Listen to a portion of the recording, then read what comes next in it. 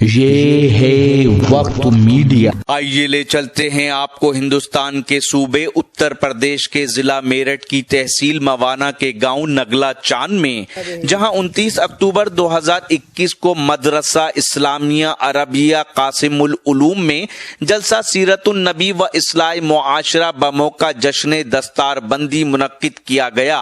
सदर जलसा रहे जनाब हजरत अलहाज कारी अब्दुल कयूम साहब नोमानी। सरपरस्त रहे जनाब हजरत मौलाना इनाम अहमद साहब कासगंज व खलीफा हजरत मौलाना शाह अबरारुल हक साहब रहमतुल्लाह अलैहि हरदोई। मेहमान खुसूसी रहे हजरत मौलाना मोहम्मद साबिर साहब मिफ्ताही। जनाब चौधरी मीर मोहम्मद साहब ने अपने बच्चे मोहम्मद काशिफ के हाफिज होने की खुशी में इस जलसे का मुकम्मल खर्च अदा किया। प्रोग्राम को कामयाब बनाने में अहले बस्ती नगला चांद ने अपना अहम रोल अदा किया। साथ ही मदरसा हाजा से फारिग होने वाले तलबा व तालिबात की खुशी में बच्चों के उस्ताद नेक दिल खूबसूरत इंसान जनाब कारी मोहम्मद शमशाद नोमानी इमाम मस्जिद नगला चांद को इनाम व इकराम से भी नवाजा गया। इस जलसे की खूबसूरत निजामत की जनाब कारी शेर खान साहब ने। आइए बिला किसी ताखीर और तमहीद के हम आपको बयान और खिताबत के माहौल में ले चलते हैं। अब तक तिलावत कलामुल्लाह, हमदे पाक और नाते नबी सल्लल्लाहु अलैहि वसल्लम का दौर बड़े ही आबोताब के साथ चल रहा था, क्योंकि नाते नबी और हमदे पाक में जो ताल्लुक है वो बेनजीर और लाजवाब है। क्योंकि जहां नात की हैसियत गुलजार की है तो वहीं तकरीर की हैसियत मुर्गजार की है। नात दरिया है तो तकरीर उसकी मौज, नात कहकशा है तो तकरीर उसकी मुस्कुराहट, नात अगर चमन है तो तकरीर उसका फूल, नात अगर फूल है तो तकरीर उसकी पत्तियां, नात अगर पत्तियां हैं तो तकरीर उस पर बिखरने वाली शबनम। लिहाजा इस मुस्तहकम रिश्ते को बरकरार रखते हुए हम आपको बयान खिताबत के माहौल में ले चलते हैं। तो लीजिए एक ऐसे खतीब के दर चलते हैं कि जिनका बयान मुहक्किकाना, दलाइल फालिहाना, कलाम फकीहाना और तर्ज दिलरुबाना होता है। जिनसे मेरी मुराद, जिनको मेरी और आपकी निगाहें काफी देर से तलाश कर रही थी, वो लम्हा, वो घड़ी, वो समा आ ही गया है। इंतजार और इश्तियाक के लम्हात बिल्कुल खत्म हो चुके हैं।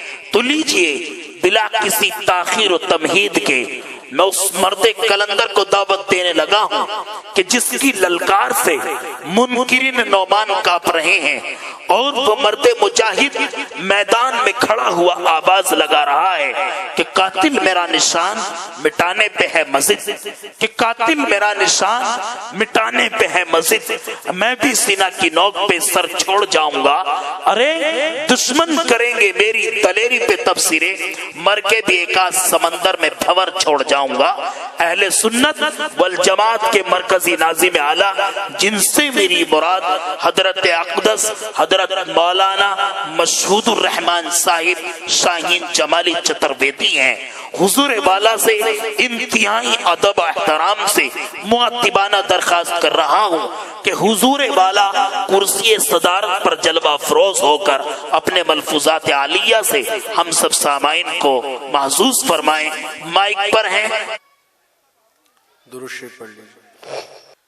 अल्हम्दुलिल्लाह अल्हम्दुलिल्लाह नहमदुहु व नस्तईनुहु व नस्तगफिरुहु व नु'मिनु बिही व नतवक्कलु अलैहि व नऊज़ु बिल्लाहि मिन शुरूरि अनफुसिना व मिन सय्यिआति अअमालिना।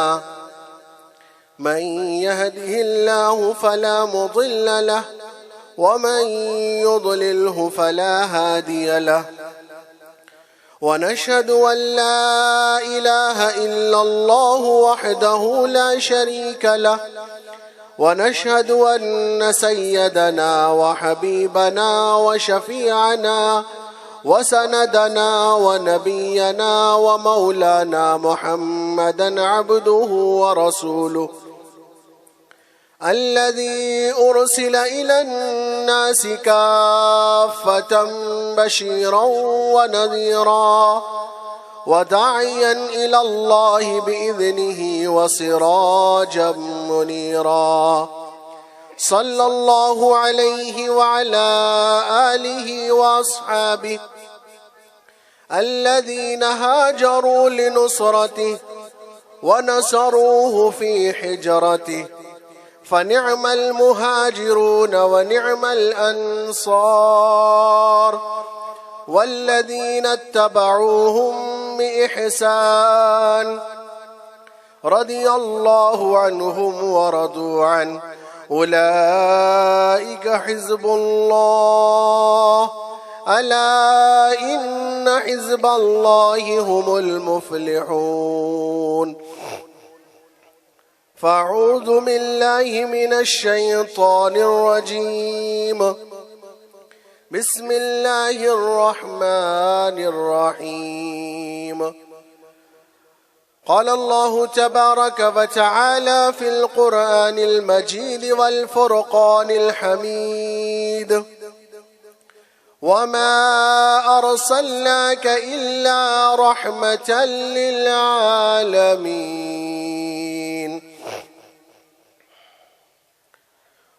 ويومر يهوى مسنعيب بأزاره مسعير ولامو هو في عام مهر پاران وأتام الربود قودش میں منویش واتلامو. And he said, the Lord came from Sina and rose up from Sa'ir into them. He shined from Mount Faran and came with 10,000 of saints. From his right hand went a fairy how for them. Shamiya Israel Adoni Ehad Adoni Elohim. And Jews answered him, the first of all commandment is Yahweh Israel, the Lord and God is one Lord. Haqqo mamittadin dikillu Muhammadim zahdudim bidamraim banuta ya pushalam. Thereafter I will not talk much with you, for the prince of this world comes had nothing in. Our cycle is hippy one, 3 headers have already timed. But after me, Mitya comes while still this happy cycle lasts. Before still of your Salesh, this Buddha, then Mitya called supreme and of Falmain, the chief, the gospel Buddha. Paramanandam Param Sukadam Kevalam Gunan Murtiyam Gagnasudarsham Tatvomi Sadi Lakshiyam Sarvadishakshi Bhutam Tirigunarayatam Bhavatitam Agocharam Nishabdam Nishunyam Niralambam Barmochate Om Namo Paramatme Hari Om Varno Devniyo Datam Illallahi Mitrahin Allo Jeshtam Shreshtam Paramam Purnam Brahmanam Allah Allo Rasul Muhammad Rakabarasiye Allo Allah Shaparyagat Shukram Akayam Abarrananam Asnaviram Shuddham Apapovidam Kavi Manishi Parbo Swambo Qul huwa Allahu Ahad Allahu Samad Lam yalid wa lam yulad wa lam yakul lahu kufuwan ahad. इक्को सिमरो नान का जो जलथल रहिए समाए दूजा काहे सेविए जो जम्मे ते मर जाए. अव्वल अल्लाह नूरा पाया कुदरत दे सब बंदे एक नूर थे सब जग उग गया कौन भले कौन मंदे. मीम मोहम्मद मन तू मन किताबा चार मन खुदाए रसूल नू सच्चा ही दरबार किथे नूर मोहम्मदे दथे नबी रसूल कुदरत देख दी नान का खुदी गयो सब भूल। 23 हरूफ कुरान दे 23 सिपारे कीन 23 हरूफ कुरान दे 23 सिपारे कीन तुसी विच बहुत नसीहतां सुन सुन करो यकीन। अहमद के शह शरीर लौलाक आमद जाने इस्त का ज़लाइश तन पाक आमद एक हर्फ दे मजमुए इज्जो शरफश लौलाक लमा खलक़तुल अफ़लाक आमद।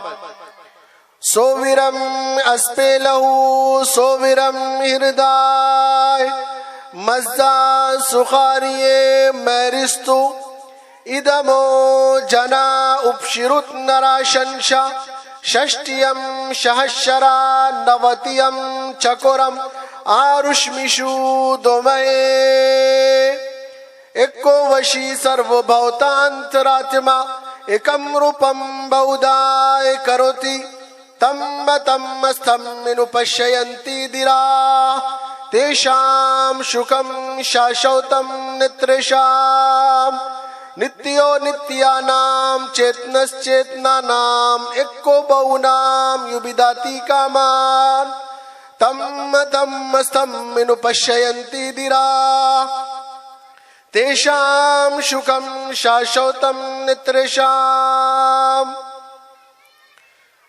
बहरे आलम में कोई सफीना नहीं मिला बहरे आलम में कोई सफीना नहीं मिला इंसानियत को अर्श का जीना नहीं मिला। सारे जहां से ढूंढ के लौट आई है नजर लेकिन कहीं जवाबे मदीना नहीं मिला। अजीजाने मोहतरम, इस गांव के और कुर्बो जवाहर से आए हुए नौजवान भाइयों, मैंने आपके सामने मुख्तलिफ जबानों में खुतबे को पेश किया। उसका रीजन, उसकी वजह यह है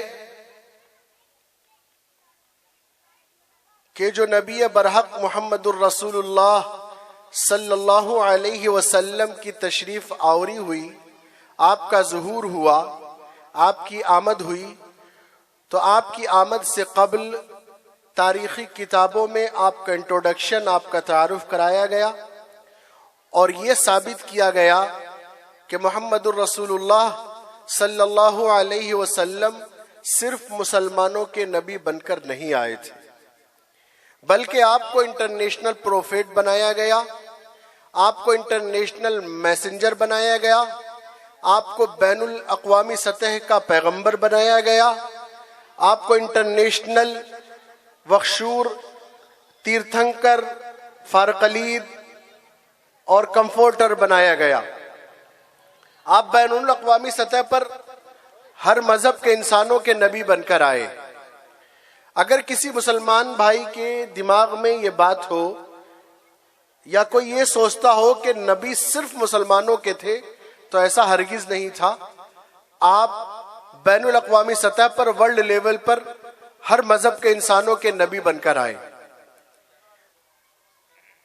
आपको रहमतुल लिल आलमीन बनाया गया, रहमतुल लिल मुस्लिमीन नहीं बनाया गया। सिर्फ आप मुसलमानों के नबी बनकर नहीं आए।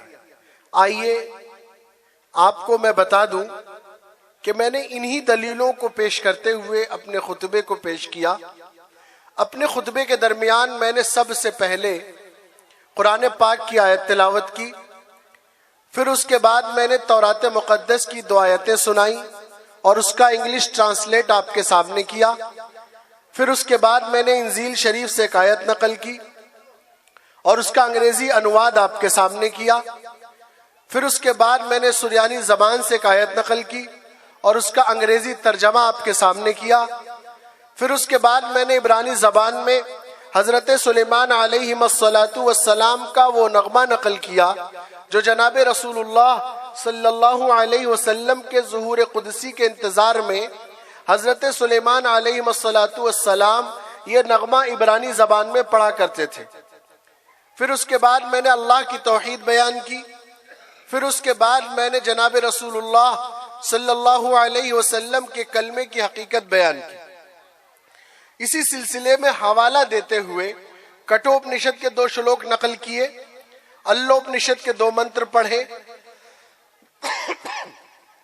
रामायण के चौपाई भाषा के 2 श्लोक नकल किए और रामचरितमानस तुलसीदास जी की किताब उसकी 2 आयतें नकल की और वेदों का हवाला दिया और फारसी के चंद अशार पढ़े और खुतबे के आखिर में अल्लाह की वहदानियत का ऐलान करते हुए उर्दू के एक शेर के साथ अपने खुतबे को पूरा किया। मैंने ये देखा कि जब मैं अल्लोपनिषद का मंत्र पढ़ रहा था तो आप में से कुछ नौजवान भाइयों के चेहरों पर मुस्कुराहट थी, कुछ ने एक दूसरे को कोहनियां भी मारी। मुझे ऐसा महसूस हुआ कि अभी आप नाज़िम जलसा से ये पूछने वाले हों कि पता नहीं हमारे दरमियान किस शख्स को बिठा दिया है, पता ही नहीं चलता कि ये पंडित है कि मुल्ला है, ये शेख है कि ब्राह्मण है, क्या कहना चाहता है, क्यों भांत भांत की बोलियां बोलता है, क्यों मुख्तलिफ जबानों में खुतबे को पेश करता है। मेरे भाइयों, जनाब रसूलुल्लाह सल्लल्लाहु अलैहि वसल्लम इंटरनेशनल नबी बनाकर भेजे गए थे, इंटरनेशनल प्रोफेट, इंटरनेशनल मैसेंजर बनाकर भेजे गए थे। उसी सिलसिले में हवाला देते हुए मैंने आपके सामने मुख्तलिफ जबानों में खुतबे को पेश किया है। मुख्तलिफ जबानों में खुतबे को पेश करने के लिए मैंने सबसे पहले आपके सामने वो दलील जो जनाब रसूलुल्लाह सल्लल्लाहु अलैहि वसल्लम के ज़ुहूर का ऐलान करती है, आपका इंट्रोडक्शन, आपका तारुफ बताती है, मैंने आपके सामने पेश की और वो ये है कि हजरत मूसा अलैहिस्सलातु वस्सलाम की तौरात को आप पढ़ें तो हजरत मूसा अलैहिस्सलातु वस्सलाम की तौरात में मुहम्मदुर रसूलुल्लाह की आमद के बारे में जो इंट्रोडक्शन, जो तारुफ कराया गया, इस तरह कराया गया, वयूमर यहुआ मिस्सिनाई बउज़ारिह मिस्साइर वलामु वफिया मेहरपारान वातामुर रबूद कूदश मैं मनोएश वातलामु and he said the Lord came from Sinai and rose up from Seir into them. He shined from Mount Faran and came with 10,000 of saints from his right hand, one very how for them. अल्लाह का जलवा साइर की पहाड़ी से चमकेगा, मोहम्मदुर रसूलुल्लाह फारान की चोटियों से चलेंगे, जो मक्के की पहाड़ी का नाम है। आप उस पहाड़ी से चलेंगे तो आपके साथ 10,000 मुकद्दस सहाबा की जमात आपके साथ चलेगी।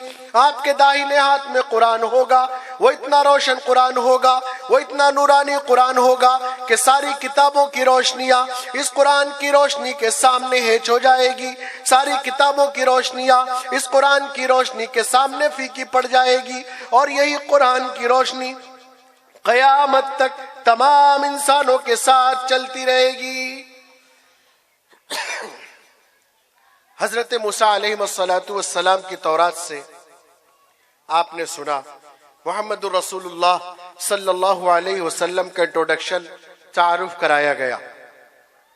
ठीक इसी पोजीशन के बिना पर अल्लाह तबारक व तआला ने हजरत मूसा अलैहिस्सलातु वस्सलाम को इंटरनेशनल प्रोफेट बनाकर भेजा।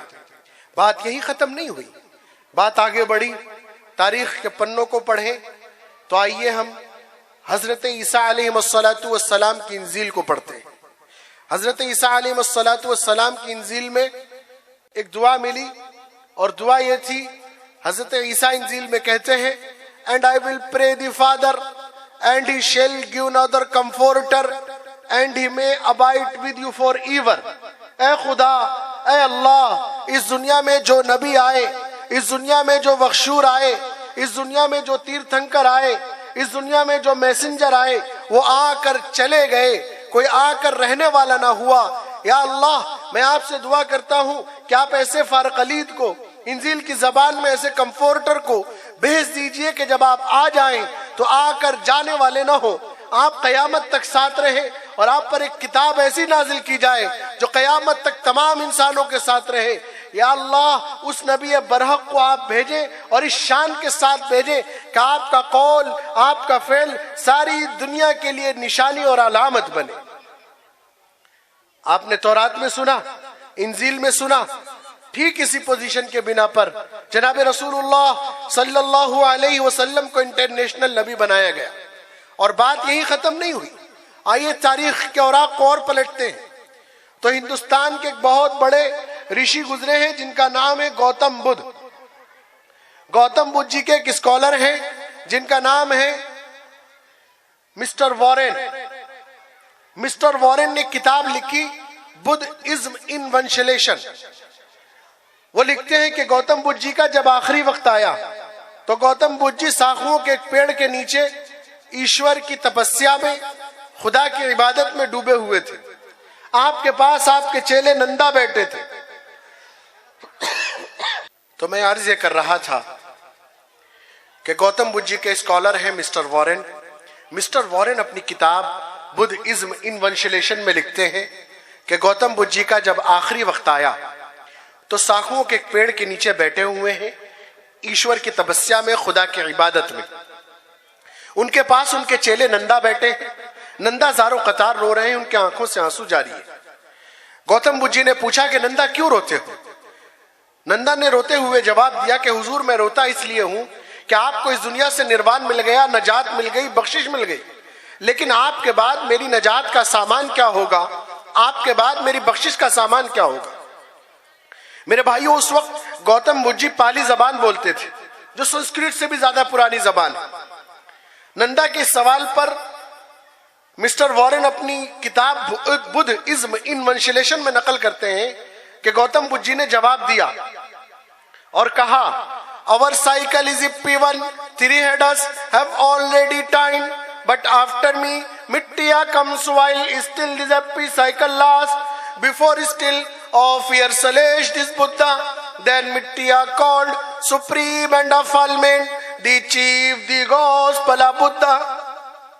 गौतम बुद्ध जी कहते हैं कि नंदा सुनो, मैं कोई आखिरी रसूल नहीं हूं, मैं कोई आखिरी नबी नहीं हूं। मेरे से पहले 3 बड़े रसूल गुजर चुके हैं, मेरे से पहले 3 बड़े ऋषि गुजर चुके हैं। नंदा सुन लो, मेरे बाद एक ऋषि आएंगे, मेरे बाद एक नबी आएंगे जिनकी खास 3 पहचाने होंगी। नंदा सुन लो, जिनके अंदर तुम ये 3 पहचाने पा जाओ, समझ जाना उन्हीं से तुम्हारी नजात का सामान होगा, समझ जाना उन्हीं से तुम्हारी बख्शिश का सामान होगा। लो सुनो, उनकी पहली पहचान ये होगी कि वो सारे नबियों के इमाम होंगे। उनकी पहली पहचान बताई कि वो सारे नबियों के इमाम होंगे। और नंदा सुनो, उनकी दूसरी पहचान ये होगी कि वो सारे फरिश्तों के सरदार होंगे। उनकी दूसरी पहचान बताई कि वो सारे फरिश्तों के सरदार होंगे। नंदा सुनो, उनकी तीसरी पहचान ये होगी कि वो दुनिया के हर मजहब के इंसानों के सरदार होंगे। उनकी तीसरी पहचान बताई कि वो दुनिया के हर मजहब के इंसानों के सरदार होंगे। नंदा, जिनके अंदर तुम ये 3 पहचाने पा जाओ, समझ जाना उन्हीं से तुम्हारी नजात का सामान होगा, उन्हीं से तुम्हारी बख्शिश का सामान होगा। और अगर तुम उनका नाम सुनना चाहो तो लो सुनो, पाली जबान में उनका नाम होगा मिट्टिया, संस्कृत की जबान में उनका नाम होगा मैत्रिया, और कुरान की जबान में उनका नाम होगा रहमतुल लिल आलमीन, सरकार दो आलम सल्लल्लाहु अलैहि वसल्लम। आपने सुना गौतम बुद्ध जी की किताब बुद्धिज्म इन वंशलेशन में जनाब रसूलुल्लाह सल्लल्लाहु अलैहि वसल्लम का इंट्रोडक्शन, तारुफ कराया गया। बात यही खत्म नहीं हुई, बात आगे बढ़ी। आइए हम दलील लेते हैं, तारीख के औराक को पलटते हैं, वेदों को पढ़ते हैं। 4 हैं, अर्थवेद, सामवेद, ऋग्वेद, यजुर्वेद। इन चारों वेदों में जनाब रसूलुल्लाह सल्लल्लाहु अलैहि वसल्लम का इंट्रोडक्शन, आपका तारुफ 31 जगहों पर कराया गया। और एक जगह बड़ी अजीब बात कही गई, कहा गया इदमो जना उपशिरुत नराशंशा षष्टियम शाशरा नवतियम चकुरम आरुष्मिषु दोमये। वेदों में कहा गया कि उस नबी बरहक का नाम इसमें ग्रामी लेने जा रहा हूं। बड़े अदब के सांचे में ढल के सुनो। उनका नाम होगा नराशंशा, यानी जिसकी प्रशंसा की गई हो। ये दो लफ्ज हैं, नराशंशा में दो लफ्ज हैं। नर माने इंसान, शंशा यानी जिसकी तारीफ की जाए। दोनों को मिलाओ नरष्टा शवाशंश, यानी तारीफ के काबिल इंसान। ऋषि कहते हैं कि ये मोहम्मद के नाम के माने तारीफ के काबिल इंसान है। दुनिया में कोई ऋषि, कोई बख्शूर, कोई तीर्थंकर, कोई मैसेंजर, कोई प्रोफेट या कोई नबी तारीफ के काबिल इंसान के नाम के माने नहीं आया सिवाय मोहम्मदुर रसूलुल्लाह सल्लल्लाहु अलैहि वसल्लम के। और ऋषि ने एक बड़ी अजीब बात आगे कही, कहा कि आपके नाम के माने होंगे नराशंशा, यानी तारीफ के काबिल इंसान, यानी मोहम्मदुर रसूलुल्लाह सल्लल्लाहु अलैहि वसल्लम। और आपको षष्टियम सहस्रा नवतियम चकोरम, आपको 60,000 90 दुश्मन घेर लेंगे। ऋषि ने इतनी बड़ी बात कही। तारीख के औराक को पढ़िए, तारीख के पन्नों को पढ़िए। ऋषि ने कहा कि आपको 60,000 90 दुश्मन घेर लेंगे। हमने किताब पढ़ी कामिल इब्ने असीर, अरबी की मशहूर किताब, उसमें लिखा है कि जब अल्लाह तबारक व तआला ने मोहम्मदुर रसूलुल्लाह को मक्कतुल मुकर्रमा से मदीनतुल मुनव्वरा के लिए हिजरत का ऐलान फरमाया कि आप हिजरत फरमा लें, मक्का से मदीना की तरफ चले जाएं, तो उस वक्त अहले कुरैश ने जब आपको घेरा था तो घेरने वालों की तादाद 60,090 थी। तारीख के पन्नों को पलट कर देख लीजिए। किसी नबी को, किसी ऋषि को, किसी मुनि को, किसी अवतार को, किसी प्रोफेट को, किसी मैसेंजर को 60,090 दुश्मनों ने नहीं घेरा, लेकिन मोहम्मदुर रसूलुल्लाह सल्लल्लाहु अलैहि वसल्लम को घेरने वालों की तादाद 60,090 थी। ऋषि कहते हैं षष्टियम सहस्रा नवतियम चकोरम, आपको 60,090 दुश्मन घेर लेंगे और अल्लाह उन 60,090 दुश्मनों से आपको निकालेगा और उस वक्त आप मक्कतुल मुकर्रमा से मदीनतुल मुनव्वरा की तरफ हिजरत करेंगे। हिजरत का मकसद क्या होगा? ऋषि ने कहा चकोरम, आपके हिजरत का मकसद होगा पीसफुल एक्टिविज्म बर्पा करना, पूरी दुनिया में इंसानियत के पैगाम को आम करना। आपकी हिजरत का मकसद इंसानियत को फैलाना, मानवता का संदेश देना, लोगों के दिलों में प्यार फैला देना, लोगों के दिलों में मोहब्बत का पैगाम डाल देना। आपका मकसद यही होगा। चकोरम वेदों के हवाले से बताया गया कि आप इसलिए हिजरत करेंगे ताकि आप पूरी दुनिया में मानवता का संदेश दे दें। और तारीख बताती है कि जब जनाब रसूलुल्लाह सल्लल्लाहु अलैहि वसल्लम ने अरब की संगलाख वादियों में जो जहालत बिजली की तरह दौड़ रही थी, इंसान का दुश्मन बन चुका था, माँ बहनों की इज्जत आबरू महफूज नहीं थी, इंसानियत तबाह हो चुकी थी, उसी दौरे जहालत में जनाब रसूलुल्लाह सल्लल्लाहु अलैहि वसल्लम ने इस्लाम का परचम लहराया, इस्लाम का पैगाम आम किया, तो पूरी दुनिया में मानवता का संदेश इस तरह फैल गया कि तारीख के औराक में लिखा है कि आपके पास हजरत अदी इब्ने हातिम रदी अल्लाह अन्हु बैठे हैं। एक देहाती आता है और अर्ज करता है, या रसूल अल्लाह, आखिर अमन अमान कब बर्पा होगा? औरतों को हिफाजत कब मिलेगी? औरतों को सुकून कब मिलेगा? औरतों को इज्जत आबरू को कब महफूज किया जाएगा? जनाब रसूलुल्लाह ने सुना तो आपका चेहरे अनवर सुर्ख हुआ। आपने फरमाया, ऐ अदी, तुम देखना अल्लाह तुम्हें लंबी उम्र दे, तुम देखना कि जब इस्लाम पूरी दुनिया में अमन अमान बर्पा कर चुका होगा तो यदि तुम देखना एक औरत जो निहायत खूबसूरत होगी, कीमती जेवरातों से आरास्ता होगी, सोने के जेवरात, हीरो के जेवरात से आरास्ता होगी, वो हीरा से चलेगी, मक्का तक जाएगी, तने तनहा सुनसान जंगलों से बयाबान रास्तों से सफर तय करेगी, मक्के में तवाफ करेगी और 200 किलोमीटर का रास्ता वो अकेले तय करेगी, न कोई बॉडीगार्ड उसके साथ होगा, न कोई मुहाफिज उसके साथ होगा, और मक्के में तवाफ करेगी और उसी 200 किलोमीटर के रास्ते से अकेले तने तनहा वापस होगी। इस 400 किलोमीटर के रास्ते में इस्लाम का निजाम आ जाने के बाद, पूरी दुनिया में अमन फैल जाने के बाद, इस 400 किलोमीटर के रास्ते में कोई ऐसा शख्स न होगा जो उस पर गलत निगाह डाल दे। हजरत अदी इब्ने हातिम रदी अल्लाह अन्हु ने कुछ ही अरसे में वो मंजर देखा कि जब इस्लाम ने अमन अमान बर्पा कर दिया, झुलसती हुई इंसानियत को हरा भरा कर दिया, तो देखा कि एक औरत हीरा से चली, 200 किलोमीटर का रास्ता सुनसान जंगलों से, बयाबान रास्तों से उसने तय किया। मक्का पहुंची, मक्के में उसने तवाफ किया और इसी 200 किलोमीटर के रास्ते से वापस हुई। इस 400 किलोमीटर के रास्ते में कोई ऐसा शख्स न था जो उस पर गलत निगाह डाल देता। ये ऋषि का पैगाम है, ये वेदों का पैगाम है, जनाब रसूलुल्लाह सल्लल्लाहु अलैहि वसल्लम का पैगाम है कि पूरी दुनिया को, आलम इंसानियत को अगर कुछ मानवता का संदेश किसी ने दिया है तो वो मोहम्मदुर रसूलुल्लाह की कुर्बानियों का नतीजा है। और देखें दलील, कोलकाता यूनिवर्सिटी के प्रोफेसर डॉक्टर हीरालाल चोपड़ा की दलील। कोलकाता यूनिवर्सिटी के प्रोफेसर डॉक्टर हीरालाल चोपड़ा कहते हैं, modern history attributes liberty, equality and fraternity to be the outcome of the French Revolution, but the first person to proclaim it was the founder of Islam 14 centuries ago। कि आज जो पूरी दुनिया में मसावत आई, आज जो पूरी दुनिया में इंसानियत का पैगाम आया, आज जो पूरी दुनिया में मानवता का संदेश आया, ये किसी अंग्रेज की कौम ने नहीं दिया, ये किसी कैनेडियन ने नहीं दिया, ये किसी अमेरिकन ने नहीं दिया। आज पूरी दुनिया में जो इंसानियत का पैगाम आया वो मोहम्मदुर रसूलुल्लाह सल्लल्लाहु अलैहि वसल्लम की कुर्बानियों का नतीजा है कि आज पूरी दुनिया में मानवता का संदेश आम हुआ है। मेरे भाइयों, हम रहते हैं हिंदुस्तान की सरजमीन पर, हमें अपने वतन से मोहब्बत है, दिल और जान से मोहब्बत करते हैं। हमारे बुजुर्गों ने सिखाया है, हमारे अकाबिरीन की मेहनतों ने हमें यहां रोका है। हम बाई चॉइस इंडियन हैं, दिल से इंडियन हैं, दिल से मोहब्बत करने वाले हिंदुस्तानी हैं। और हम कहते हैं कि कहीं जमीन तो कहीं आसमान मिलता है, कहीं जमीन तो कहीं आसमान मिलता है। कहां किसी को मुकम्मल जहान मिलता है, कहीं जमीन तो कहीं आसमान मिलता है। कहां किसी को मुकम्मल जहान मिलता है।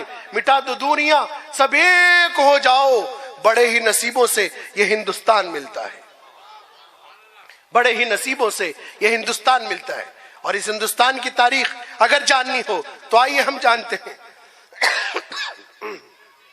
हिंदुस्तान की तारीख को जानना हो तो आइए हम पढ़ते हैं हिंदुस्तान की बहुत मशहूर किताब सबहतुल मिर्जान फी आसार हिंदुस्तान में लिखा है कि जब हजरत आदम अलैहिस्सलातु वस्सलाम को अल्लाह तबारक व तआला ने कहा वकुलना या आदम उस्कुन अंत व ज़ौजुकल जन्नह वकुला मिन्हा रगदन हैसु शिअतुमा वला तक़रबा हाज़िहि शजरा फतकूना मिनज़ ज़ालिमीन। क्या आदम, तुम और तुम्हारी बीवी रहो जन्नत में आराम से, लेकिन याद रखना वला तक़रबा हाज़िहि शजरा, इस दरख्त के करीब न जाना। अगर तुम इस दरख्त के करीब गए तो तुम हो जाओगे मुनकिरीनों में से, इनकार करने वालों में से। गर्ज के तफसीली वाक़या है, हजरत आदम अलैहिस्सलातु वस्सलाम ने वो फल खा लिया, हजरत आदम ने वो फल खा लिया। अल्लाह तबारक व तआला ने आपको दुनिया में भेज दिया। तारीख पढ़िए, सबहतुल मिर्जान फी आसार हिंदुस्तान में लिखा है कि जब हजरत आदम को जन्नत से निकाला गया तो आपको सबसे पहले श्रीलंका की पहाड़ी नौदों पर भेजा गया। और उस वक्त श्रीलंका हिंदुस्तान के अहाते में था। तो पता चला हमारे अब्बा हजरत आदम, हम सब के अब्बा हजरत आदम सबसे पहले हिंदुस्तान में आए। तो भाई चॉइस इंडियन है, हमारे आबा व अजदाद की मोहब्बत इस मिट्टी में है, हमारे बुजुर्गों की मोहब्बत इस मिट्टी में है। हजरत आदम आए, 350 साल तक रोते रहे। फिर एक दिन उन्होंने दुआ की, और दुआ क्या की? दुआ की कि अल्लाह उस मोहम्मदुर रसूलुल्लाह के सदक़े में हमारी दुआ कबूल फरमा, तौबा कबूल फरमा। अल्लाह ने कहा कि तुम्हें ये बात कैसे पता चली? फतलक्का या आदम मिन रब्बी कलिमातिन फताब अलैहि, उन्होंने वो चंद कलिमात पा लिए और तौबा कर ली, मोहम्मदुर रसूलुल्लाह के सदक़े में तौबा की। तो आदम ने जवाब दिया कि अल्लाह, जब मैं जन्नत में था तो मैंने आपके नाम के साथ एक नाम देखा, ला इलाहा इल्लल्लाह मुहम्मदुर रसूलुल्लाह, मोहम्मद को देखा। और वो मोहम्मद आखिरी नबी बनकर, जिसके लिए सारी कायनात को सजाया जा रहा है, जिसके लिए सारी कायनात का निजाम तैयार किया जा रहा है, अल्लाह ने कहा कि आदम अगर उसको न भेजना होता तो ये सारा निजाम मैं न तय करता। मेरे भाइयों, हजरत आदम आए, अल्लाह के रसूल सल्लल्लाहु अलैहि वसल्लम का इंट्रोडक्शन तारुफ हजरत आदम से शुरू हुआ, हजरत इब्राहिम तक पहुंचा। हजरत इब्राहिम ने हजरत इस्माइल को गले से लगा कर दुआ दी कि अल्लाह मेरे बेटे इस्माइल की नस्ल से नबियों के सरदार को पैदा फरमा। हजरत इस्माइल की नस्ल से जनाब रसूलुल्लाह सल्लल्लाहु अलैहि वसल्लम का ज़ुहूर हुआ और यही ज़ुहूर बढ़ते बढ़ते हजरत ईसा और मूसा और वेदों के हवाले से आपका इंट्रोडक्शन, आपका तारुफ चलता चला गया। कुल मिलाकर इन्हीं पोजीशंस के बिना पर अल्लाह तबारक व तआला ने आपको इंटरनेशनल प्रोफेट, इंटरनेशनल नबी, इंटरनेशनल मैसेंजर बनाया। और मकसद क्या था? मकसद यह था, जनाब रसूलुल्लाह सल्लल्लाहु अलैहि वसल्लम का मकसद और मिशन और मैनिफेस्टो यह था कि सारी दुनिया को इंसानियत के मोहब्बत के दामन में पिरो दे। ये हमारे प्यारे हिंदू भाई यहां मौजूद हैं। मैं बड़ी अजीब बात कहता हूं, वेदों में क्या नहीं लिखा? वेदों में लिखा है अयम निजा पड़ोदती गंडणा लघुचीत शाम उदाचरिता नानतु वसु देवा कुटुंबकम। क्या वेदों में नहीं लिखा कि जो लोग छोटे दिल और दिमाग वाले होते हैं वही आपस में ऊंच नीच, जाति बिरादरी, भेदभाव की बात करते हैं, लेकिन जिनका दिल बड़ा होता है, जिनका जहन बड़ा होता है, दिमाग बड़ा होता है, वो आपस में इस तरह जिंदगी गुजारते हैं। कहा कुटुंबकम, जैसे एक ही परिवार के सदस्य हो। क्या वेदों में नहीं कहा गया? एक ही फैमिली के मेंबर हो, जिनका दिल बड़ा ऊंचा होता है, जो सच्चे हिंदुस्तानी होते हैं, जो सच्चा इश्क करने वाले होते हैं, वेदों के मुताबिक वो आपस में इस तरह जिंदगी गुजारते हैं जैसे एक ही परिवार के, एक ही फैमिली के मेंबर हो, एक ही परिवार के सदस्य। और इससे बड़ी दलील आपको एक बड़ी अजीब बात बताता हूं। एक किताब है जिसका नाम है अर्रशाद, रिसाला है, वाकया छपता है। वाकया क्या है? वाकया है कि इराक में एक शहर है अर्रमादी। इस शहर में हमारे हिंदुस्तान का एक शादीशुदा जोड़ा, प्यारे हिंदू भाई का, नई नई शादी हुई, हनीमून के लिए गए। अर्रमादी शहर की सड़क पर टहल रहे थे। अर्रमादी शहर के सड़क पर मियां बीवी का जोड़ा, कपल, वो टहल रहे थे कि इत्तफाक से कुछ नकाब पोश दहशतगर्दों ने चारों तरफ से उन्हें घेर लिया। बड़ी अजीब बात है, चारों तरफ से उन्हें घेर लिया। पूछा कहां से आए हो? उस प्यारे हिंदू भाई ने जवाब दिया कि मैं हिंदुस्तान से आया हूं। पूछा कि मुसलमान हो? उस प्यारे हिंदू भाई ने कहा जी। कहा कि अच्छा मुसलमान हो तो कुरान की आयत सुनाओ। बड़ी अजीब बात है, इस जलसे की कामयाबी इसी पर है। उस प्यारे हिंदू भाई से कहा कि कुरान की आयत सुनाओ। कुर्बान जाऊं उस प्यारे भाई पर, उसने कुरान की आयत की जगह गीता के श्लोक पढ़ दिए, गीता की आयतें पढ़ दी। उन कमबख्त नालायक जो इंसानियत के कातिल हो, वो कभी किसी मजहब से ताल्लुक नहीं रखते। जो इंसानियत का कत्ल करना जानते हो, जो इंसान को इंसान न समझते हो, वो हमारे लिए इंसान नहीं, वो हैवान से बदतर है, वो हैवान से बुरे हैं। उस प्यारे हिंदू भाई ने कुरान की आयत की जगह गीता के श्लोक पढ़ दिए। उन नालायकों ने गर्दन थपथपाई, पीठ थपथपाई कि बहुत अच्छा कुरान पढ़ा, बहुत बढ़िया, शाबाश, जाओ जाओ हम तुम्हें आजाद करते हैं। आजाद कर दिया। वो चले गए। बीवी घबराहट के मारे कांप रही थी। जब वो चले गए तो बीवी ने अपने पतिदेव से कहा, शौहर से कहा कि उन्होंने पूछा कहां से आए हो, तो आपने जवाब दिया हिंदुस्तान से आए हैं। ठीक है। उन्होंने पूछा कि मुसलमान हो, तो आप हैं हिंदू और जवाब दे दिया कि मुसलमान। क्या आपको डर नहीं लगा? अगर उन्हें पता चल जाता कि आप मुसलमान नहीं है तो आपकी गर्दन उड़ा देते। आपको डर नहीं लगा? और इससे बड़ा काम आपने ये किया कि उन्होंने कहा कुरान की आयतों पढ़ो। कुरान की आयत पढ़ने को कहा, आपने गीता के श्लोक पढ़ दिए। आपको डर नहीं लगा? आपको जरा सा खौफ नहीं आया कि अगर उन्हें पता चल जाता कि ये कुरान की आयतें नहीं गीता के श्लोक है, तो वो हमारे साथ क्या हश्र करते? आपको खौफ नहीं आया? मेरे भाइयों, मैं कुर्बान जाऊं उस प्यारे हिंदू भाई पर। बस उसने इतना प्यारा जवाब दिया कि आज के जलसे की कामयाबी उस प्यारे हिंदू भाई का जवाब है। बस दिल में महफूज कर लेना, जहन में महफूज कर लेना। बीवी ने कहा कि डर नहीं लगा कि कुरान की आयत की जगह गीता के श्लोक पढ़ दिए, पता चल जाता तो क्या हश्र होता? उस प्यारे भाई ने कहा कि अगर वो कुरान पढ़े हुए होते तो दहशतगर्द नहीं हो सकते थे।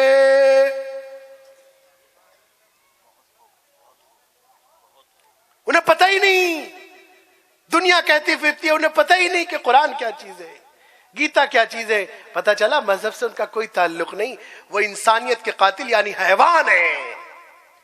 और मोहम्मदुर रसूलुल्लाह यही मैसेज सारी दुनिया के लिए लेकर आए कि इंसानों, इंसान बन जाओ। ऐ लोगों, धर्म की दीवारों को न खड़ा करो। ऐ लोगों, आपस में ऊंच नीच, जाति बिरादरी की दीवारों को न उठाओ। जिस मुल्क में रहते हो, सुनो, ये नफरत बुरी चीज है, न पालो इसे। सुनो, ये नफरत बुरी चीज है, न पालो इसे।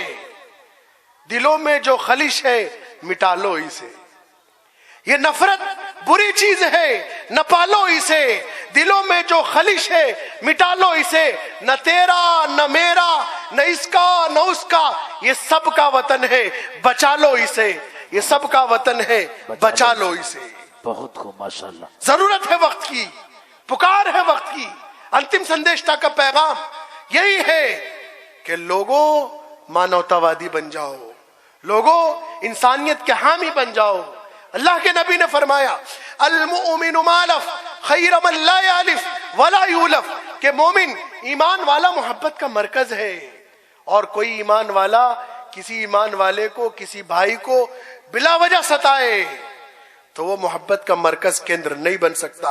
और जनाब रसूलुल्लाह ने फरमाया कि अगर कोई मुसलमान किसी गैर मुस्लिम को बिला वजह सताता है, किसी बेकसूर पर बिला वजह कोई मुस्लिम जुल्म उठाता है, तो कल कयामत के दिन मैं उस गैर मुस्लिम के साथ खड़ा रहूंगा और गवाही दूंगा कि इस मुस्लिम ने इसको गलत सताया है। उस नबी का पैगाम तो ये है, उस नबी का ऐलान ये है कि आपस की ऊंच नीच की, जाति बिरादरी की, भेदभावों की दीवारों को गिरा दो। आ जाओ इंसानियत की तरफ, आ जाओ मानवता की तरफ, आ जाओ मोहब्बत की तरफ, आ जाओ एकता की तरफ। यही पैगाम हमें लेकर चलना है, यही पैगाम हमें लेकर चलना है। आखिर क्या वजह है? क्यों मसले पैदा होते हैं? क्यों हालात बन जाते हैं? क्यों तशद्दुद आ जाता है? क्यों झगड़े हो जाते हैं? आखिर ये भी तो सवाल है।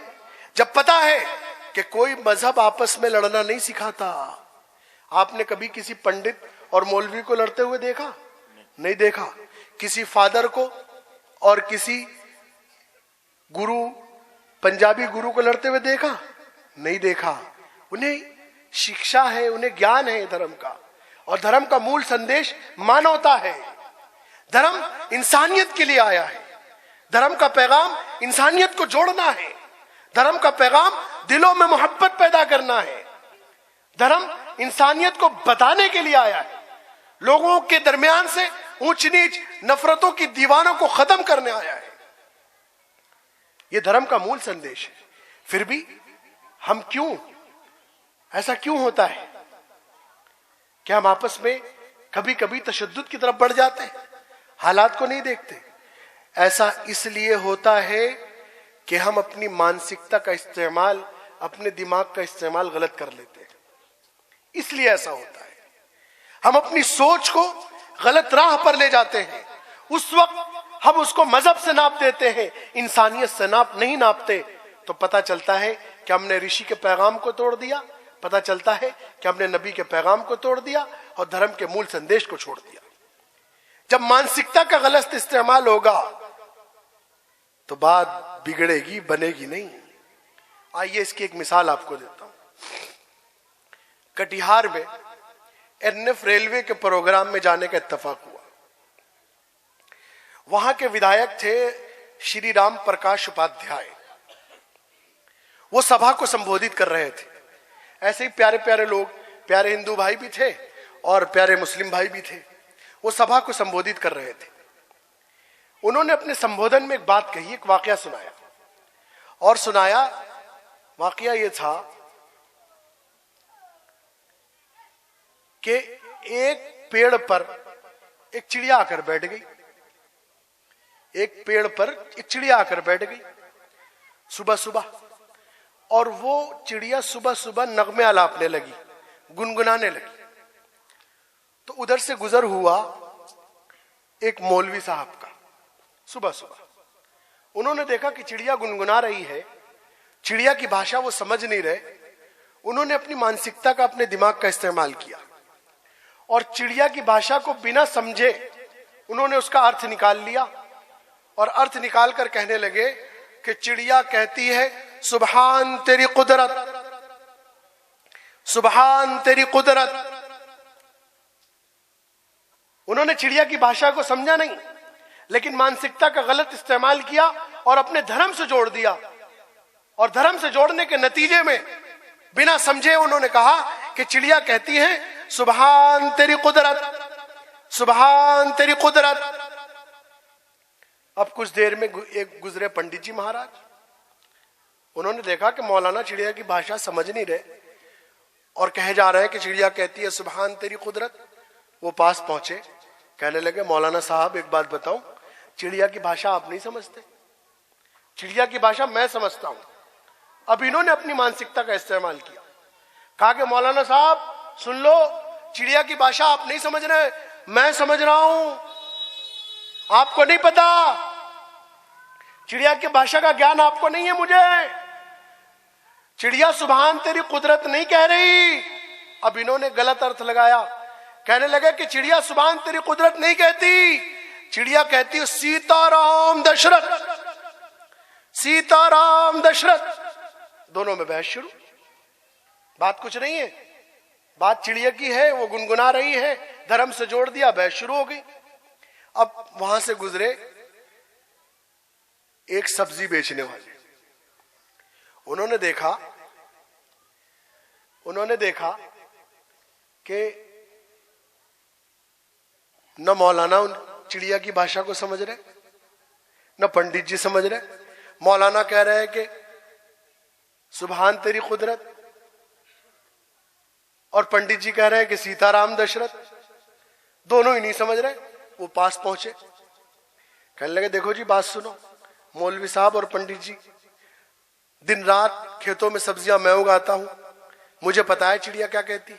अब उन्होंने इसका गलत अर्थ निकाला और कहने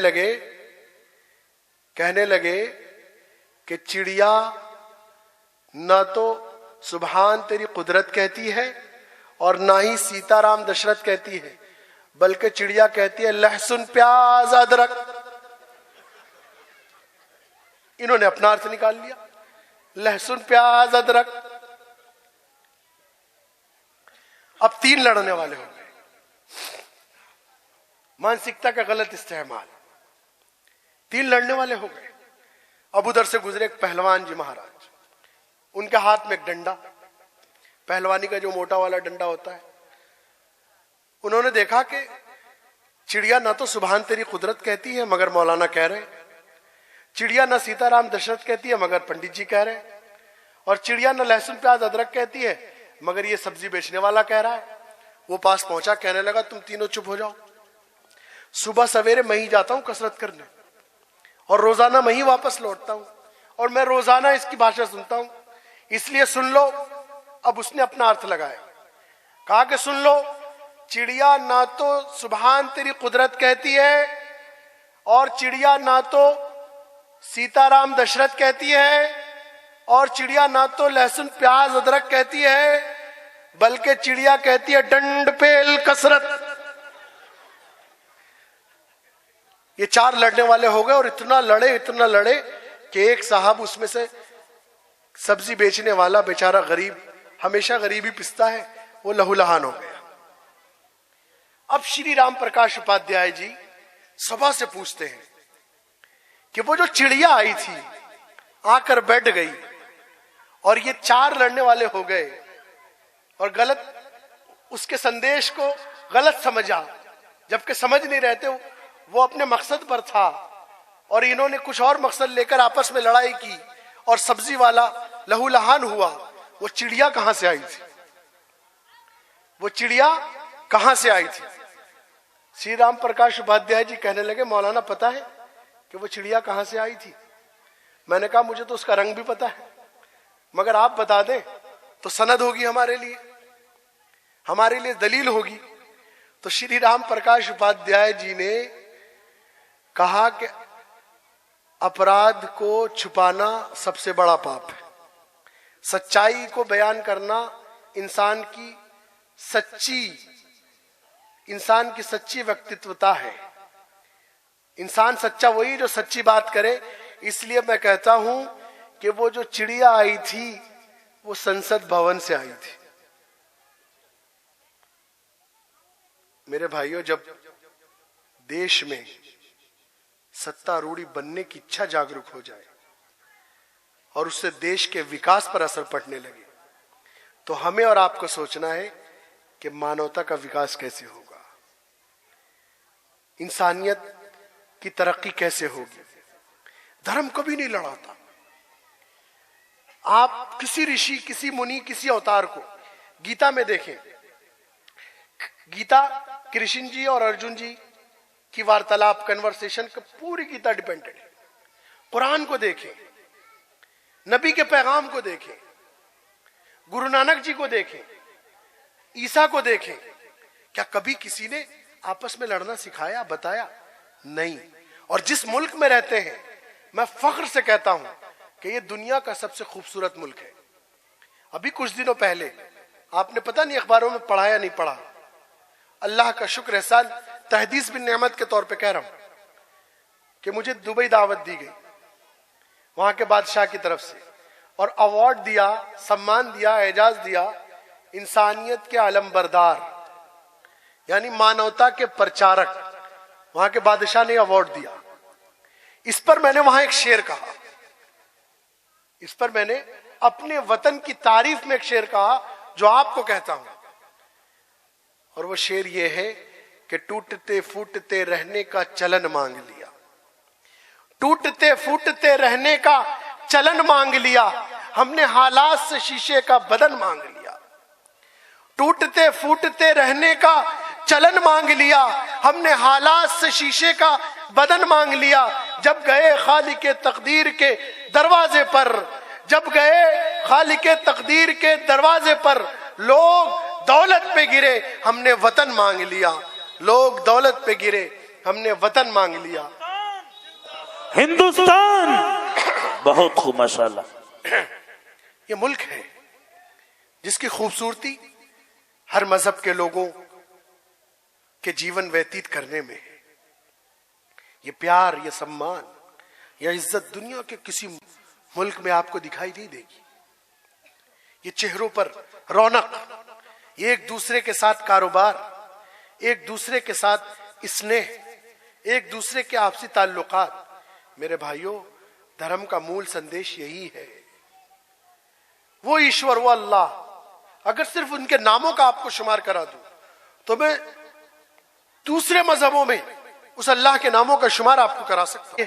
पढ़ते हैं, इब्रानी जबान में अल्लाह को अलोहीम कहते हैं, किल्दानी जबान में अल्लाह को अलूहू कहते हैं, यूनानी जबान में अल्लाह को ताऊस कहते हैं, लातीनी जबान में अल्लाह को अलाहा कहते हैं, फ्रांसीसी जबान में अल्लाह को डू कहते हैं, इताली जबान में अल्लाह को डीवा कहते हैं, संस्कृत की जबान में अल्लाह को ओम, तत्सत, सच्चिदानंद, देवा, महादेवा, जगदीश्वरा कहते हैं। पुरानी फारसी में अल्लाह को खुदा कहते हैं। जर्मन की जबान में अल्लाह को जुद कहते हैं। चीनी जबान में अल्लाह को हुनलुन कहते हैं। जापानी जबान में अल्लाह को आमिनोमी नाकानुशी कहते हैं।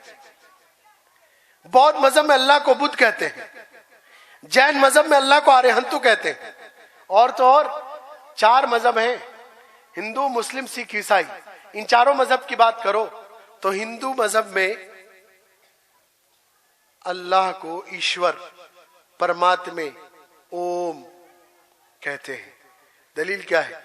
ओम नमो परमात्मे हरि ओम वर्णो देवनियो दातम इल्लल्लाहि मित्राहीन एको वशी सर्वभवतांतरात्मा एकम रूपम बहुधाय करोति तम तम स्तम्नुपश्यन्ति धीरा तेषां शुकं शाश्वतं नित्रेषां नित्यो नित्यानां चेतनश्चेतनानां एको बहुनां युबिदाति कामान।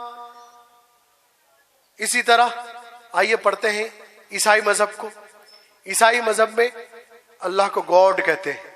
दलील, there is no God but one God without second. इसी तरह आइए पढ़ते हैं सिख मजहब को।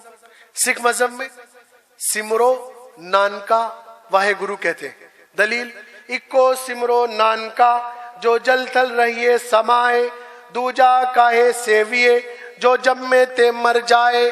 अव्वल अल्लाह नूरा पाया कुदरत दे सब बंदे, एक नूर थे सब जग उग गया कौन भले कौन मंदे।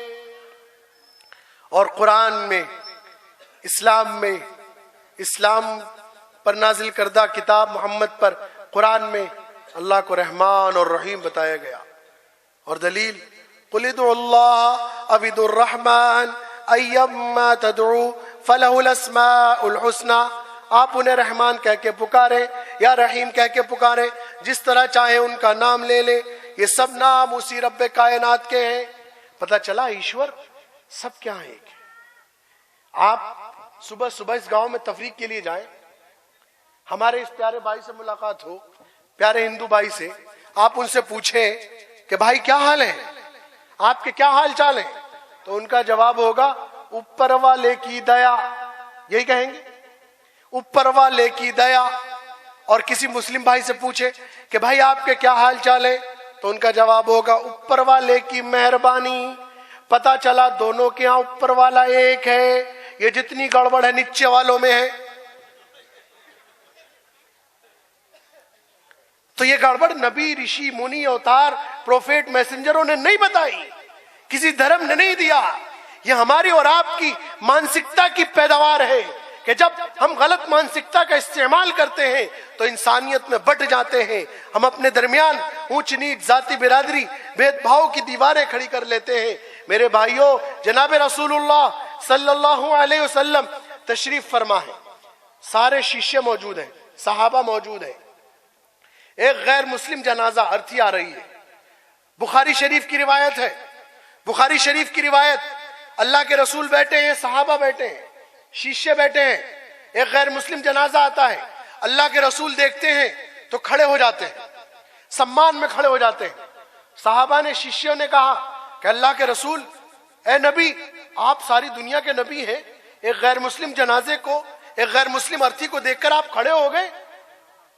आप खड़े हो गए, आपको खड़े होने की क्या जरूरत थी? मेरे भाइयों, प्यारे नबी ने बड़ी प्यारी बात फरमाई।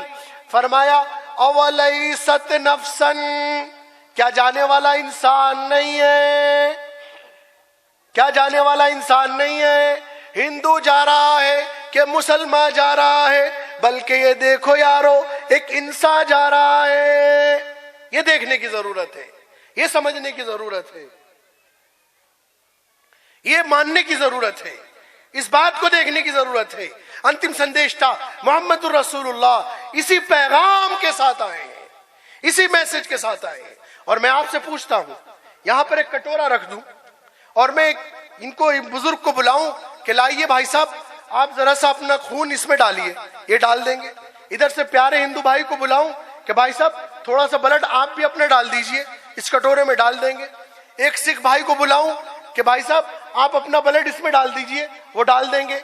और एक ईसाई भाई को बुलाऊं कि भाई साहब आप अपना ब्लड इसमें डाल दीजिए, वो डाल देंगे।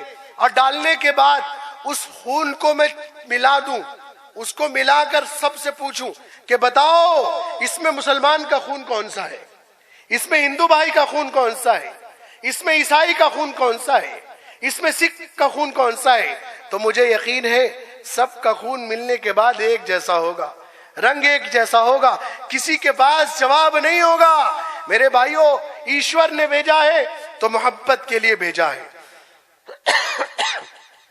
आपस में मोहब्बत के लिए भेजा है। जनाब रसूलुल्लाह सल्लल्लाहु अलैहि वसल्लम अंतिम संदेश था मोहम्मदुर रसूलुल्लाह से। आपने सहाबा से पूछा कि पता है दुनिया का सबसे अच्छा अमल कौन सा है? सहाबा ने जवाब दिया नमाज। अल्लाह के रसूल ने कहा नहीं। फिर पूछा पता है दुनिया का सबसे अच्छा अमल कौन सा है? सहाबा ने जवाब दिया रोजा। अल्लाह के रसूल ने फरमाया नहीं। फिर पूछा कि पता है दुनिया का सबसे अच्छा अमल कौन सा है? सहाबा ने कहा ज़कात। अल्लाह के रसूल ने फरमाया नहीं। फिर पूछा कि पता है दुनिया का सबसे अच्छा अमल कौन सा है? सहाबा ने कहा हज। अल्लाह के रसूल ने फरमाया नहीं। सहाबा चौंक पड़े। कहा अल्लाह के रसूल हज नहीं, ज़कात नहीं, नमाज नहीं, रोजा नहीं, तो फिर क्या है? मेरे भाइयों जहनों में फीड कर लेना, दिलों में महफूज कर लेना। अल्लाह के रसूल ने फरमाया दुनिया का सबसे अच्छा अमल अपने बंदों से, अल्लाह के बंदों से प्यार करना है, अल्लाह के बंदों से मोहब्बत करना है। इसलिए मेरे भाइयों अभी आपके सामने वक्त की किल्लत का यह नोटिस, वक्त की किल्लत का यह नोटिस आ चुका है। लिहाजा ये जो मौजू है अल्लाह के रसूल सल्लल्लाहु अलैहि वसल्लम के पैगाम का, आपके मैनिफेस्टो का, वहदत इलाह और खास तौर पर वहदत इंसानियत, ये इतना बड़ा मौजू है कि इस पे और तवील वक्त दरकार है। अगर इस पर बात की जाए तो कम से कम 2 घंटे का वक्त और चाहिए, कम से कम 2 घंटे का वक्त, तब जाकर कुछ बात और समझ में आएगी।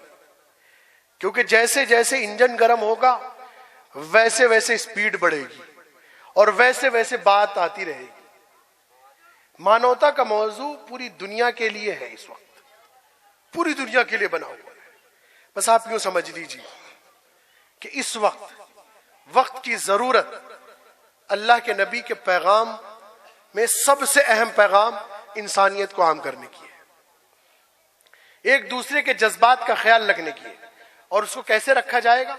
उसको ऐसे रखा जाएगा जो बात उनको बुरी लगे वो आप ना करें, जो बात उनको बुरी लगे आप ना छेड़ें, और जो बात आपको बुरी लगे वो ना छेड़ें। एक दूसरे की आस्था का ख्याल जिस दिन आएगा, हिंदुस्तान एक तरक्की याफ्ता मुल्क था, है और रहेगा। और यही पैगाम मोहम्मदुर रसूलुल्लाह ने दिया है। और ये समझ लीजिए हजरत मौलाना इफ्तिखारुल हसन कांदलवी रहमहुल्लाह का कश्फ है कि यहां 6 नबी और 17 सहाबा की कब्रों का जिक्र है। और हजरत आदम जो हमारे अब्बा हैं वो यहीं आए हैं। सबाहतुल मिर्जान फी आसार हिंदुस्तान में पूरी तारीख लिखी है हजरत आदम से लेकर अल्लाह के रसूल सल्लल्लाहु अलैहि वसल्लम तक। लेकिन मौका नहीं है, ये जो नोटिस आ चुका है इसलिए अपनी बात खत्म कर रहा हूं, अधूरी बात। फिर कभी हाजिरी होगी तो इंशाअल्लाह बात पूरी होगी। क्योंकि सबाहतुल मिर्जान फी आसार हिंदुस्तान के औराक को अभी मैंने पलटा नहीं है, अभी तो सिर्फ आपको दलीलों से गुजारा है, हवालों से गुजारा है। और सिर्फ ये बताना मकसद और ये बताना जरूरी समझा है कि वक्त की जरूरत इंसानियत को आम करने की है। फिर कभी हाजिरी होगी तो बात तफसील से होगी, और बाकी बात जो अधूरी छोड़ रहा हूं वो बाकी बात फिर इंशाअल्लाह आपके सामने पेश की जाएगी। लेकिन इस वक्त जाते जाते अपनी पूरी तकरीर का निचोड़ एक शेर में पेश कर देता हूं। फिर इंशाअल्लाह हाजिरी होगी तो फिर आगे की बात होगी। और वो शेर ये है कि मिलेगी मंजिले मकसूद ये ईमान रखते हैं,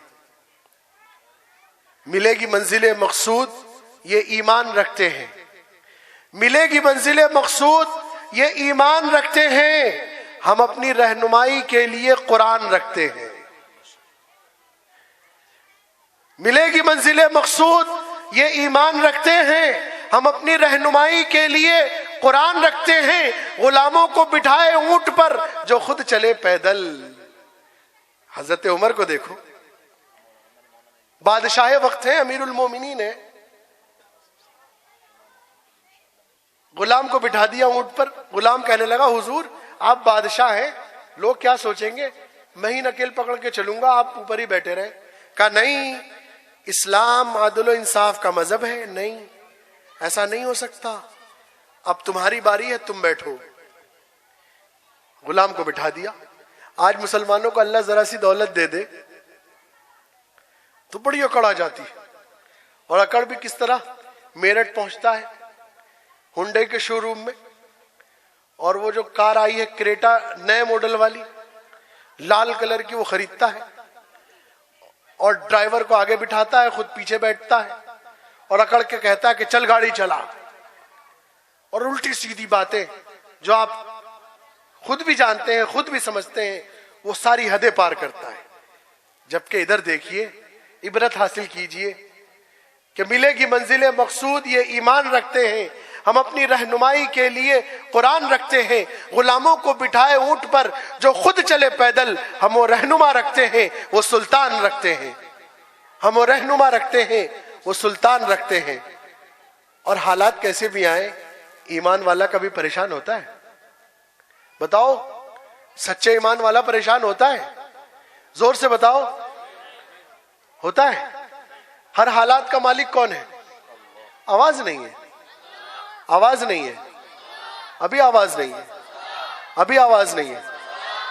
यहां का मालिक, जोर से बोलो, गांव का मालिक, मवाने का मालिक, पूरे मेरठ का मालिक, पूरी यूपी का मालिक, पूरे हिंदुस्तान का मालिक, सारी दुनिया का मालिक, इंसानों जिन्नात का मालिक, शजरो हजर का मालिक, चरिंदो परिंद का मालिक। जब अल्लाह है तो कभी डरता है नहीं ना। इसलिए मेरा अगला मिसरा दिल से सुनना कि मिलेगी मंजिले मकसूद ये ईमान रखते हैं, हम अपनी रहनुमाई के लिए कुरान रखते हैं। गुलामों को बिठाए ऊंट पर जो खुद चले पैदल, हम वो रहनुमा रखते हैं, वो सुल्तान रखते हैं। और कमी होने न पाए हौसलों में इसलिए अक्सर, कमी होने न पाए हौसलों में इसलिए अक्सर, हम अपनी कश्तियों के पास खुद तूफान रखते हैं। हम अपनी कश्तियों के पास खुद तूफान रखते हैं। और अगला मिसरा मैं सारे हिंदुस्तान में कहता हूं कि इसको छापो, मीडिया वाले भाइयों से कहता हूं कि इसे छापो, और वो है कि वफादारी वतन से हो यही इस्लाम कहता है। वफादारी वतन से हो यही इस्लाम कहता है। इस्लाम का पैगाम ही यही है। अंतिम संदेश था जो मेरी पूरी तकरीर थी वो इस मिसरे में। इस्लाम का पैगाम यही है और हमारे बुजुर्गों ने यही सिखाया है। और इस मुल्क की आजादी के लिए जो कुर्बानियां दी हैं, अगर सबूत चाहिए तो कभी आना, जली कोठी के पास जो चौराहा है उसके बराबर में एक शहीद स्मारक है, वहां 82 नाम लिखे हैं जिन्होंने मुल्क को आजाद कराने के लिए अपनी जानें कुर्बान कर दी। 82 में से 55 नाम मुसलमानों के लिखे हैं। 82 में से 55 नाम मुसलमानों के। और देखो, हुब्बुल वतनी मिनल ईमान, वतन से मोहब्बत हमारे ईमान की अलामत है। हमारी रगों में हिंदुस्तान बसता था, बसता है और बसता रहेगा। और मैं बड़े फख्र से कह सकता हूं, बड़े फख्र से, कि मुल्क की हिफाजत के लिए, मुल्क की इज्जत व बका के लिए, मुल्क की तरक्की के लिए जब भी जरूरत पड़ेगी तो इन जैसे दाढ़ी टोपी वाले, मदरसों में पढ़ाने वाले, मुख्तसर सी तनख्वाह पाने वाले सबसे पहले आगे खड़े हुए मिलेंगे इंशाअल्लाह। वो मंत्री नहीं मिलने के जिनका इस्तकबाल आप करते हैं और कई कई किलो चिकन उनके सामने रख देते हैं, जिन पर मालाओं की इस्तकबाल इस तरह लाते हैं कि उनके गर्दन से लेकर सर तक को ढक देते हैं। ये बेचारे अपने नबी के सच्चे जानशीन हैं जो मुल्क की इज्जत व बका के लिए सबसे आगे खड़े हुए तैयार मिलेंगे। कौम की हिफाजत में आज भी मैं मुस्लिम लीडरों से कहता हूं कि मुस्लिम लीडर कौम के वफादार नहीं है, पार्टी के वफादार है। पार्टी जिधर मोड़ दे उधर ही मुड़ जाते हैं। लेकिन ये बेचारे 5,000 10,000 तनख्वाह पाने वाले, मदरसों के उस्ताज, मस्जिदों के इमाम, ये कौम के इतने वफादार हैं कि जब भी कौम पर कोई आँच आती है, बात होती है, तो सबसे पहले ये उनसे जाकर मशवरा करते हैं। मेरे भाइयों, वक्त को पहचानो, हालात को समझो। कौम का दर्द, मिल्लत की सोच इन बेचारे दाढ़ी टोपी वाले, कुर्ता पाजामा वालों में भरी हुई है। हालात ऐसे, जवाब देते हैं लोगों को, बताते हैं, समझाते हैं। मेरे साथ भी बड़े हालात होते हैं, बड़े अजीब अजीब वाकयात होते हैं। वक्त नहीं है, वरना मैं एक बड़ी अजीब बात याद आ गई थी। सोच तो रहा हूं बता दूं, लेकिन नहीं, बस बात खत्म करूंगा फिर आऊंगा कभी, लेकिन बता दूं, दिल में रहेगी कि पता नहीं। बमुख्तसर से बताता हूं, सुनो, सुनिए। एक मर्तबा कटिहार जा रहा था, कटिहार मेडिकल कॉलेज के सेमिनार में। राजधानी एक्सप्रेस से टिकट था। अपनी बर्थ पर पहुंचा तो वहां एक मोहतरमा थी, लगभग 40 साल की होंगी। वो बैठी थी, उन्होंने मुझे देखा और देखकर छेड़ने लगी। कहने लगी, हमने सुना है कि कुर्ता पजामे वाले को, दाढ़ी वाले को इंग्लिश नहीं आती। मैंने कहा मैडम, मैंने पहले चारों तरफ देखा, वहां कोई था ही नहीं मेरे अलावा। मैंने कहा मैडम, आप ये कैसे कह रही हैं? कहने लगी, इसलिए कह रही हूं कि दिल्ली में टिकट लेने के लिए लाइन में खड़ी थी। एक कुर्ते पजामे वाला, दाढ़ी वाला टिकट का फार्म भरना चाह रहा था, मगर उससे हिंदी तक में फार्म नहीं भरा गया। मैंने कहा मैडम, आप एक से सबका फैसला तो नहीं कर सकते। मुझे पता है कि कितने कुर्ता पजामे वाले, दाढ़ी वाले को इंग्लिश आती है नहीं। कहने लगी, आप तो जवाब ऐसे दे रहे हैं जैसे खुद बहुत बड़े 30 मार्खा हो। मैंने कहा अल्लाह का शुक्र एहसान है, कोई बात हो तो बताइए। कहने लगे, अभी दूध का दूध, पानी का पानी कर दूंगी। मैंने कहा कर दीजिए। कहने लगे, सवाल पूछ दो? मैंने कहा पूछ लीजिए। कहने लगे, देख लो, फिर बेइज्जती हो जाए तो मुझे ना कहना। मैंने कहा पूछ लीजिए, वैसे भी कौन सा इज्जत दे रही हैं आप, इज्जत तो वैसे भी नहीं है, तो इसी को ट्राई कर ले। मैंने कहा पूछ लीजिए। तो मेरे भाइयों, उन्होंने कहा अच्छा मैं सवाल पूछती हूँ। मैंने कहा कि देखो सवाल तो पूछ रही हैं, मगर मेरी एक शर्त है। कहने लगी क्या? कि मेरी शर्त यह है कि अगर मैंने आपको जवाब दे दिया तो आज के बाद किसी कुर्ता पजामे वाले को, दाढ़ी वाले को देखकर आप छेड़ेंगे नहीं, तंज नहीं करेंगे। कहने लगी प्रॉमिस, वादा करती हूं। 2 मिनट चुप हो जाइए। कि छेड़ेंगे नहीं, तंज नहीं करेंगे? कहने लगे हाँ बिल्कुल, वादा करती हूं, प्रॉमिस। मैंने कहा तो सवाल पूछिए। अब उन्होंने सवाल पूछा बड़ी नाउमीदी के साथ, बड़ी नाउमीदी के साथ। और पहला सवाल पूछा। कहने लगी, first of all I want to take your short introduction about yourself only. कि सबसे पहले मैं आपका छोटा सा तारुफ लेना चाहती हूं, छोटा सा। अब सवाल था, अल्लाह का शुक्र एहसान, उस रब्बे कायनात का बेइंतहा करम। मैंने जवाब दिया, कहा well this is Mashhudur Rahman Shaheen Jamali, I belong to Meerut, that's my native town. As far as my qualification concerned, I have completed Hafiz Quran, MashaAllah. I have completed Alim class, MashaAllah. And I have completed software engineering from UPTU University, Lucknow. अब इतना जैसे ही जवाब दिया तो यूं देखने लगे। मैंने उनको बताया कि मेरा नाम मशहूदुर रहमान शाहीन जमाली है, मैं मेरठ शहर का रहने वाला हूं, वो मेरा पैदाइशी शहर है। और जहां तक मेरी तालीम का सवाल है, मैं हाफिज कुरान भी हूं माशाअल्लाह, आलिम दीन भी हूं माशाअल्लाह, और मैंने सॉफ्टवेयर इंजीनियरिंग की है उत्तर प्रदेश टेक्निकल यूनिवर्सिटी लखनऊ से। अब जो उनको जवाब मिला तो कहने लगी, I am impressed with you, मैं आपसे बहुत मुतासिर हुई, बहुत मुतासिर हुई, आपने कमाल कर दिया। अब उन्होंने सवालों की लड़ी लगा दी, सवालों की लड़ी लगा दी और 1 घंटे तक सवाल करती रही, 1 घंटे तक। अब जाहिर सी बात है सारे सवालों को बताऊंगा तो 1 घंटे का वक्त लगेगा, तो बाकी के जो मुकर्रिरीन हैं उनका क्या होगा? इसलिए सारे सवालों को नहीं बताना, छोड़ के जा रहा हूं फिर बताऊंगा, छोड़ के जा रहा हूं फिर बताऊंगा। बस 2 अहम सवाल जो दुनिया पूछ रही है वो बताना जरूरी है। अब तक जो बात आपको बताई वो तमहीद थी, असल बात अब है। आखिर में 2 सवाल उसने बड़े अहम पूछे और दुनिया पूछ रही है। उसने आखिर में 2 सवाल, जिसमें से पहला सवाल उसका यह था, what is the definition of Islam, what is the role of Islam, what is the want of Islam, कि इस्लाम की परिभाषा क्या है, इस्लाम का तारुफ क्या है, इस्लाम का रोल क्या है। अल्लाह का शुक्र है, उस रब्बे कायनात का करम है, तहदीस बिन नेमत के तौर पे कह रहा हूं, तारीफ मत करना, तारीफ अल्लाह की जात कराती है, आप मत करना।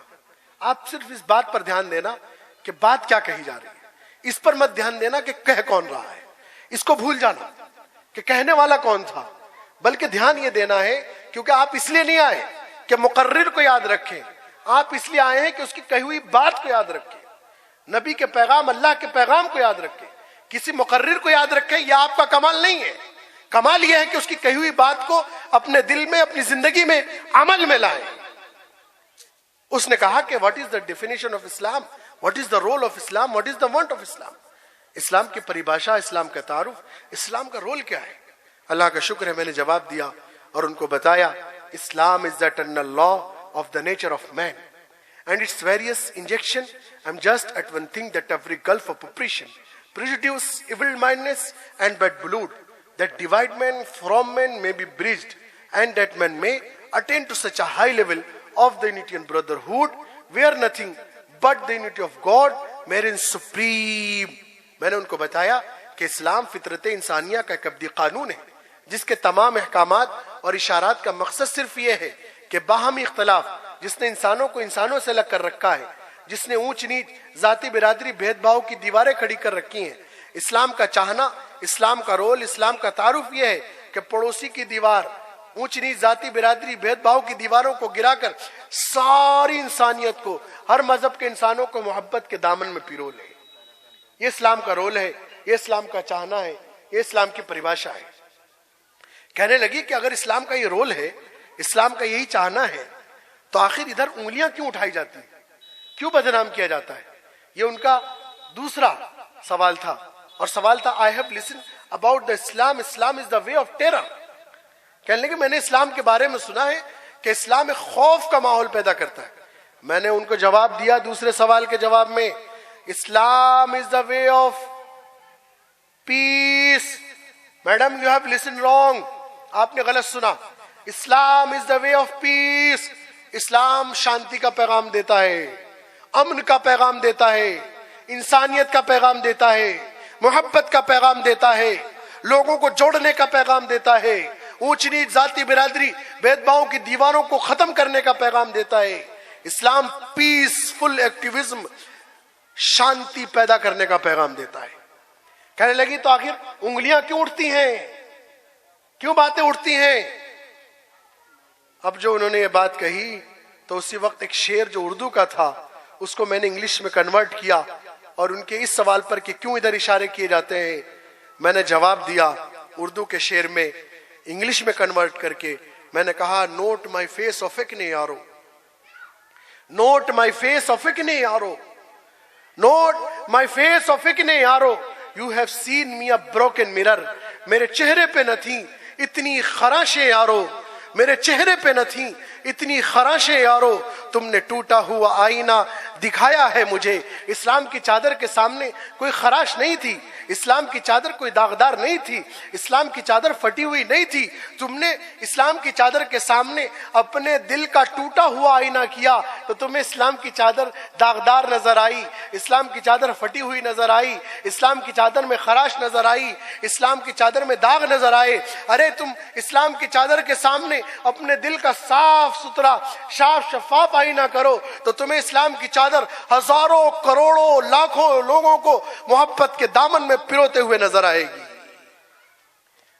जब मैंने उनको ये जवाब दिया तो सीट से खड़ी हो गई और कहने लगी, I am impressed with you, मैं आपसे बहुत मुतासिर हुई। I want to check your mobile number, मैं आपका मोबाइल नंबर लेना चाहती हूँ। I want to check your address, मैं आपका एड्रेस लेना चाहती हूँ और उन लोगों को बताना चाहती हूँ कि इस्लाम गलत नहीं है, इस्लाम को गलत समझने वाले गलत है। ये इस्लाम है जिसको मैंने अपने शेर में कहा कि वफादारी वतन से हो, यही इस्लाम कहता है।